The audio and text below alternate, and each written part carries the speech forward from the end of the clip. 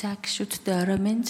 За 30 за надад нэг тодруулах зүйл байна л да. Энэ төсвийн 36 дугаар хуудас дээр нийгмийн бүлэгт чиглэсэн гэдэг дотор 30 төсвийн ерөнхийлөн захирагчийн 2417 байгууллагын 7830 албан хаагчийн 150.3 тэрбум төгрөгийн цалин урамшуулал гэсэн юм зардал. Энийг болохоор юу гэж оруулсан байна вэ гэхээр хөгжлийн бэрхшээлтэд иргэдэд чиглэсэн бодлогын хүрээнд гэсэн байгаа байхгүй юу? Энэ хүрээнд ингээд нийтдээ 6 ажлыг дурдсан эхнийх нь энэ байгаа. 150 тэрбум төгрөг. Тэгэхээр би энийг тодруулмаар байхгүй. Энэ 7830 албан хаагчдад 150 тэрбум төгрөгийн цалин урамшуулал гэдэг зүйл яагаад хөгжлийн бэрхшээлтэд иргэдийн чиглэсэн бодлогын ангилал зардал болоо явчих вэ? Энэ дээр тайлбар авъя. Нэгдүгээр асуудал нь. Хоёрдугаар асуудал нь болохоор хөгжлийн бэрхшээлтэд хүний гадаадд суралцах эрхийг хуулиар баталгаажуулсан боловч боловсролын зээлийн сангийн санхүүжилтийн дутагдлаас шалтгаалan хэрэгжих боломжгүй байгаад байгаа. Бид нар энийг өнгөрсөн удаа нэлээд ярьсан. Энэ хуулийн заалтыг биелүүлэхгүй байна гэсэн үг. Аудитын байгууллага нь ийм төрлийн санхүүгийн шалтгаантай хууль зөрчилтийг хэрхэн дүгнэж хариуцлагын тооцдог юм бэ гэдгийг тайлбар сонсомоор байна. Маш олон хуулийн заалтаар гадаадд сургана гэж заасан байгаа.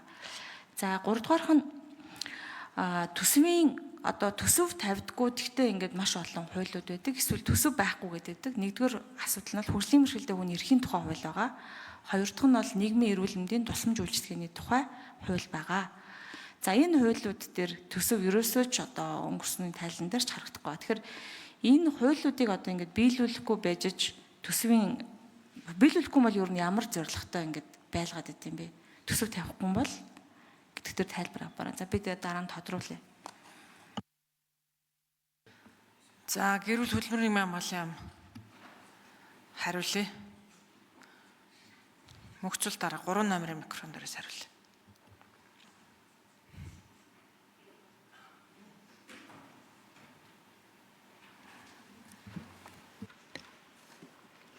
За гэр бүл хөдөлмөр нийгмийн хамгааллын салбарт хөгжлийн бэрхшээлтэд иргэдийн хөдөлмөрлөлтөд дэмжих хөтөлбөр гэсэн төсвийн 7 кодоор эхэлсэн энэ төсвийн хөтөлбөр эргэждэг. За энэ төсвийн хөтөлбөрийн хүрээнд 26 тэрбум төгрөг төсөвлөж гүйцэтгэлээр 20 тэрбум төгрөг зарцуулагдсан байна. За хөгжлийн бэрхшээлтэд хүний эрхийн тухай хууль дээр хөгжлийн бэрхшээлтэд хүний эрхийг хангаас гадна хөдөлмөрлөлтийг дэмжих нийгмийн албамжийн сангаас тэтгэвэр тэтгэмж олох зохицуултууд тусгадаг. За хөгжлийн бэрхшээлтэд иргэдэд олгох тэтгэвэр тэтгэмжүүд бол яг энэ нөхцөл шаардлага хангасан иргэдэд бол болзон шаардлага хангасан иргэдэд бол хэвийн олгогдоод явдаг. За хөгжлийн бэрхшээлтэд иргэдийн гол тавьж байгаа асуудал маань хөдөлмөр эрхлэхэд дэмжлэг үзүүлээч. Санхүүгийн дэмжлэгийг олгож байгаа мөнгөн дүнг нэмэгдүүлээч. За мөн түүнчлэн санхүүгийн дэмжлэгийнхаа 50% иргэн олгодог. За үүнийг санхүүгийн дэмжлэгийг иргэн төлөлтгүй болооч. Яагаад вэ гэвэл эхний 3 жилийн хугацаанд ашиг орлого олоход хүндрэлтэй байдгаа гэсэн юм асуудлууд тавьдаг. За 25 оны төсвийн тухайд бол хөгжлийн бэрхшээлтэд иргэдийн талаар багц нэлийн томоохон төслүүд бол батлагдсан. 25 онд бол хэрэгжилт нэлээд өндөр гарахаар бас юм төлөвлөгөөтэй байгаа. За яг хөгжлийн бэрхшээлтэд иргэдийн салбарт гэр бүл хөдөлмөр нийгмийн хамгааллын салбарт ажиллагчдын тоо бол 512 оронтой байгаа. За энд бол хөгжлийн бэрхшээлтэй хүүхдийн сэргээн цэцлэлтийн хөгжлийн төв буюу эмнэлгийн оронтой, за сэргээн цэцлэл сургалт үндэсний төв, хөгжлийн бэрхшээлтэй хүний хөгжлийн ерөнхий газрын агентлаг гэх мэт хөгжлийн бэрхшээлийн чиглэлэрх нийт улсын хэмжээний оронтой 512 л байгаа. 6 аймагт байгаа хөгжлийн бэрхшээлтэй хүний хөгжлийн төвүүдийн албан хаагчдын оронтойг оролцуулаад.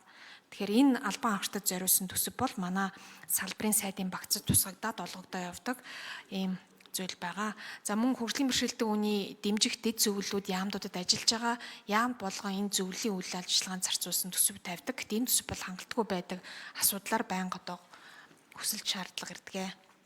За дэд бүтцийн асуудал бол маш хүндрэлтэй байгаа. Орчны хүртээмжийн асуудал. Тэгэхээр цаашдаа бол энэ орчны хүртээмжийг сайжруулах, за стандартыг нь хэрэгжүүлэх байгаа боловч амьдралд хэрэгжихгүй байгаа. Энэ дээр стандартын хэрэгжилтэнд шаардлагатай төсөв түргэнгүүд тавигдах шаардлага бий. За Наранбаяр сайд нэмж хариулъя. Тэгээд Саранчлан гишүүн төтруулж. За баярлалаа. Энэ боловсролын зээлийн сантай холбоотой тэгээд дээр нэмээд хөгжлийн бэрхшээлтэй иргэний дэмжих хуулийн чинь 15-ын 6 дээр хүний эрхийн тухай хууль дээр энэ асуудлыг бас хөндөж ийн гэж ойлгож байна. Тэгэхээр энэ асуудлыг ярихаас өөр аргагүй болчиход байгаа юм аа. Ер нь бол 2024 онд бол 929 суралцагчид бол 2 тэрбум төгрөгийг дотоодод сурахад нь боловсролын зээлийн сангаас одоо зардлыг олгосон. Гадаадад бол 2 иргэнд олгосон байдаг. Энэ нь 400 сая төгрөг байсан. 2 иргэнд. За энэ байдлаараа ингээ явах юм бол энэ хөгжлийн бэрхшээлтэй хүний эрхийн тухай хуулийн 15.6 дээр бол ерөөсөө хөгжлийн бэрхшээлтэй болон хөдөлмөрийн чадвар алдсан гишүүд төрхийн нэг суралцагчийн сургалтын төлбөрийг боловсролын зээлийн сан хариуцна гэдэг ямар нэгэн тийм нөхцөл тавилгүйгээр шууд хуулийн залттай. Тэгээ энэ хуулиудыг харахаар нэг 5 хууль нэг улсын хурлын тогтоол дээр иймэрхүү залтууд байгаа. Яг энийг хэрэгжүүлээ яваа гэхээр боловсролын зээлийн сангийн өөрийнх нь 24 оных нь нийт төсөв нь ердөө нэг 158.4 тэрбум төгрөг. Улсын төсвөөс бол 124.3 тэрбум. За Наранбаяр сайд нэмж хариулъя. За үүнээс бол одоо 25 гэхэд бид бас 33 тэрбумыг эргэн төлөлтөөс нь олох ёстой ийм нөхцөл байдалтай байгаа. Энэ жилийн тухайд ингээ харж байхад бол олон хүсэлт ирж байна. За тэгээд ер нь нийтдээ одоо 25 оны эхний 6 сар гэхэд дотоодод суралцагчид бол 583 хүн хүсэлтээ өгсөн байна суралцъя гэд. За тэгээд гадаад бол 17 хүн болцсон байна.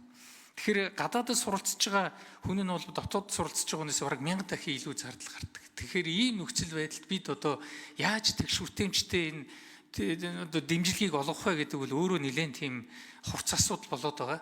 Ийм учраас одоо тантай бас ярилцаж энэ хуулийн заалтуудыг хэрхэн амьдралд хэрэгжүүлэх үү, амьдралд илүү яаж ойртуулах үү, яаж тэгшүүртэмжтэй болгох вэ гэдгийг ярилцахгүй бол болохгүй байгаа.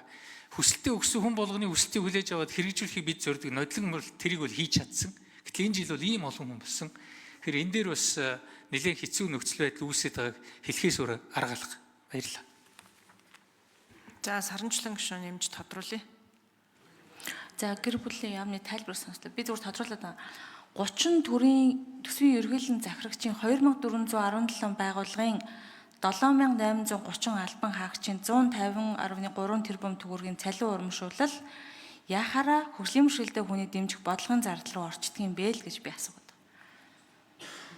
Зорилттой бүлгийн хүртээмж үйлчлэгний чанарыг сайжруулахад шууд чиглэсэн энэ ангиллалтай гарчиг энэ ерхий цалинтай холилж тооцох нь өөрөө бодлогын хариуцлага муу юм уу? Энэ дээр тайлбар авмаар байна. За дараагийнх нь болохоор нийт боловсролын зээлийн сангаас гадаадд сурж байгаа суралцагчдаас хэдэн хувь нь хөгжлийн бэрхшээлтэй хүнийх болчиход байгаа хувийн пропорцийг тодруулчих гэж бодож байна. За гэр бүл хөтөлбөр нийгмийн хамгааллын яам.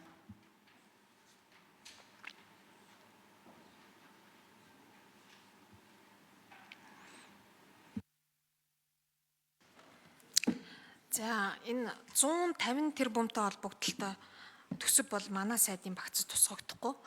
Гэхдээ энэ 150 үндэсний аудитын газраас илүү тодруулах байх. Энэ 150 хөгжлийн бэрхшээлтэй хүнийг заавал ажилуулах хуультай тодорхой квотыг хангана. Тэгэхээр төрийн байгууллагуудад ажиллаж байгаа нийт хөгжлийн бэрхшээлтэй хүмүүст олгогдсон цалингийн сан байж магадгүй байх гэж бодож байна. Тэгэд энэ дэр бол төрийн төрийн албан хаагчдын цалингийн систем, тац систем, сангийн амны мэдлэл байдаг. Тэгэхээр энэ нэгтгэл дүн гарч ирэх байхаа. Манад бол зөвхөн өөрийн албан хаагчтай холбогдлолтой цалингийн сангийн нэгтгэл харагддаг. За ихэнх яамдууд бол хөгжлийн бэрхшээлтэй иргэдэг ажилуулах тэр чиг үүргээ бол хэрэгжүүлдэг. За харин дунд болон анхан шатанд бол хөгжлийн бэрхшээлтэй иргэнийг ажилуулах квота бас хангахгүй байгаа төрийн байгууллагууд дээр зөрчил илэрдэг. За сүүлийн жилүүдэд хөгжлийн бэрхшээлтэй иргэдээс суралцах эрх боловсролын талаар тавьж байгаа нэг асуудал бол гадаадд боловсрол эзэмшгэд боловсролын За аудитынхаа энүүн дээр нэмж тайлбар өгье. Мөхцөл дарга наадах чинь нөгөө жавхлан сайд дэмжиж 24 оны төсвийн тодтолцоо нэвсэн байна. Хөгжлийн бэрхшээлтэй иргэдэд зориулсан тусгаалсан зарлагын ангилал гаргаад төсвийн ерөнхийлөн зарагч болгон дээр бараг тавьдаг болсон шүү дээ. Тэрнтэй холбоотой зардал юм биш үү? Төрийн сан тайлбарх уу? За төрийн сан 3 номерын ажлын хэсгийн микрофон дээрсэн. Шаардлагатай бол нэмэд аудитынхаа тайлбар өгөөрэй. За Саранчлан гишүүний асуултанд хариулъя. Сангийн яамны төрийн сангийн газрын дарга цог өдрөх. За бид нар энэ тайландаа бол нийтдээ 2024 оны засгийн газрын нэгдсэн тайлангийн хүрээнд хөгжлийн бэрхшээлтэй иргэдэд чиглэсэн бодлогын хүрээнд одоо зарцуултыг тайландаа тусгасан. Нийтдээ улсын хэмжээнд буюу 30 төсвийн ерөнхийлөн захирагч 2417 төсвийн байгууллагад ажилч буй 7830 албан хаагчдад нийт улсын хэмжээнд 2024 онд цалин урамшуулалт нь 150.3 тэрбум төгрөгийг зарцуулсан байна. Хөдөлмөрийн чадвараа 50 түүнээс дээш хувиар алдсан 16 наснд хүрсэн 36,693 иргэнд 142.5 тэрбум төгрөг зарцуулсан байна. Мөн байнгын асаргаа шаардлагатай хөгжлийн бэрхшээлтэй хүүхэд том хүн асарч байгаа 32,230 иргэнд улсын хэмжээнд 2024 онд нийт 94.5 тэрбум төгрөг зарцуулсан байна. За Саранчлан гишүүн нэмжсэн. Би саяныхаа чи уншаад тэгээд асуугаад байгаа хгүй да. 150 тэрбум төгрөгийн цалин урамшуулалттай 7830 албан хаагч авсан юм байна. Энийг хөгжлийн бэрхшээлтэй иргэдийн бодлогыг дэмжих төсөв гээд яваад нь штэ. Хөгжлийн бэрхшээлтэй иргэдэд чиглэсэн нэг бодлогын хүрээнд гисэн байгаа хгүй юу? Тэгвэл энэ төсвийн ерөнхийлөгчийн захирагч чинь энэ 7830 хүн өнөөдөр хөгжлийн бэрхшээлтэй хүний төлөө ажиллаад ингээд тусдаа цалин аваад байгаа юм уу? Эсвэл хөгжлийн бэрхшээлтэй хүмүүсийн цалин юм уу? За, хөгжлийн бэрхшээлтэй хүмүүсийн цалин юм бол яагаад ажил хийсэн цалин буюу энэ засаглалын энэ ч одоо цалин урамшууллын зардал шүү дээ. Ердийн төрийн албанд ажиллаж байгаа ердийн тогтмол цалин урамшууллын зардал гэдэг ангилалд орохгүй юм уу? За 3 номрын микрофон дээрс хариулъя. Өчигдөр хөгжлийн бэрхшээлтэй хүн төрийн албанд ажиллаа гэдэг энэ бол хөгжлийн бэрхшээлтэй хүнд чиглэсэн зардал гэж болохгүй шүү дээ. Хууль зүйн дотоод хэргийн сайдын багц дээр ч хөгжлийн бэрхшээлтэй хүнд чиглэсэн зардал гэх юм бол хөгжлийн бэрхшээлтэй хүн тэр салбарын дээр ирээд үйлчлэгээ авахд чиглэсэн зардал байх ёстой болохоос биш чинь хөдөлмөрийн хөлсийг хөгжлийн бэрхшээлтэй хүнээр гэж ялгарлан гадуурхаж өгнө. Та бүхэн маань арай тайлгнамааргүй. За 3 номер хариулъя. За энэ нөгөө 30 төсвийн ерөнхийлөн захирагчийн 2417 төсвийн байгууллагад 7830 одоо хөгжлийн бэрхшээлтэй иргэд ажиллаж агаад олгосон цалин гэдгийг харуулсан. Зүгээр ер нь бол яг бид нар нөгөө хөгжлийн бэрхшээлтэй иргэдэд ямар хэмжээний зардал гаргаж байна гэдгийг харуулах гэж зорьсон. Ягаад тэгэхээр манай нөгөө нэг стандартын дагуу бид нар тайлгнахаар бол яг хөгжлийн бэрхшээлтэй иргэдэд ямар хэмжээний мөнгө зарцуулж байна гэдг нь харагддаггүй учраас цалингаасаа салгаж харуулсан. Тэрнээс энэ бол цалин хөдөлмөрийн хөлсний зардалдаа суугаад явж байгаа зардал шүү. За Жавхлан сайд нэмж хариулъя. Саранчлан гүшүүнээ одоо та бүхэн одоо яриад байгаа юм чинь яг л энэ шүү дээ. Бид нар хөдөлмөрийн хуулиар тодорхой хэмжээнд одоо ажил олгогч хөгжлийн бэрхшээлтэй иргэдийг одоо ажлын байраар хангах ёстой. Тэгээд ажлын байраар хангахын тулд энэ чинь төсөвт нь суусан байх ёстой шүү дээ. Тийм учраас өөрөөр хэлбэл бүр баталгаажуулж байгаа хгүй тэр одоо хөдөлмөрийн ажлын байраар хангана гэдгийг төсөвт нь суулгаад төсвийгөө бүр яг тодорхой энэ хэсгийг ийм хувь хэмжээг хөгжлийн бэрхшээлтэй иргэдийг одоо ажлын байраар хангах чи энийг зарцуулах ёстой шүү гэд ингээ хуульчилчихаар чи бүр амар болж байгаа. Бүр баталгаажж байгаа шүү дээ. Саранчлан гүшүүнээ би тэр одоо таныхыг би зөв ойлгосон баг гэж бодож байгаа. За одоо цаашдаа 26 оны төсөв дээр ч гэсэн бас ингэж оруулна гэж бодож байгаа. Та нэг одоо хэлээд чи зөв үү буруу юу? За Саранчлан гишүүн нэмж тодруулъя. За зардлын ангилал оруулах гэж байгаа оролдлогыг нь бол ойлгож байна. Маш таатай байна. За ер нь бол зорилтод бүлэгт чиглэсэн зардал буюу тэдний оролцоог нэмэхтэй холбоотой гэдэг зардал дотор энэ ард нь байгаа бусад зардлууд бол халамжийн төрөл, халамжийн үйлчлэгнүүд, хөдөлмөрийн чадвар алдсан, тэтгэмж, байнгын асаргаа гэдэг эднэр байгаа.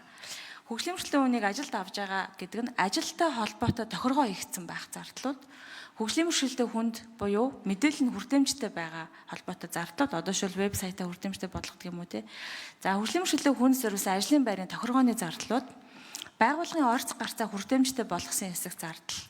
Мэдээллийн хүртээмжийн зардлууд. За хөгжлийн бэрхшээлтэй ажлын байрны хүртээмжтэй зардал гэх мэт зардлуудаа ялгаж харуулбал бүр илүү тодорхой болох юм шүү. Ерөнхийдөө манайхад. Тэрнээс биш энэ хөгжлийн бэрхшээлтэй хүн ажилд орлоо гэж зөвхөн тэр хүмүүстээ зориулж ажиллахгүй байх гэж би бодож байна. Энэ чинь төрийн ажил шүү дээ. Ажлаа хийж байгаа хүний зардлыг одоо би жишээлбэл одоо энэ дотор явж байгаа болж таарч байна уу?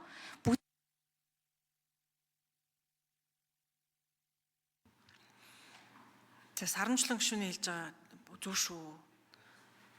Гэхдээ хөгжлийн бэрхшээлтэй төрийн албаас хөгжлийн бэрхшээлтэй хүн заавал үүснэ гэсэн байхгүй шүү дээ. Энэ бол жишээлбэл хувь зүйн дотоод хэргийн сайд дээр хөгжлийн бэрхшээлтэй хүнд үйлчлэнэ гэх юм бол жишээлбэл дохионы хэлмэрч хүн цагдаагийн байгууллагад ажиллах ёстой. Шүүх хурал дээр дохионы хэлмэрч хүн байх ёстой. Төрийн бүх үйлчилгээг хөгжлийн бэрхшээлтэй иргэдэд ээлтэй болохтой холбоотой зардлыг хэлж байгаа болохоос биш хөгжлийн бэрхшээлтэй иргэдийг төрийн албанд ажилуулсныхаа төлөө зөвхөн энэ чинь тэр хүн цалингаал авах ёстой шүү дээ хөдөлмөрийн хуулийн дагуу. Төрийн албаны хуулийн дагуу тийм үстэй дахиж тодруулах дэг байхгүй сарамжлан шүү. 2 удаа тодруулга авсан учраас. Тэгэхээр үүнтэй холбоотой л хэлээд байна л да. За улсын хурлын гишүүн даваагийн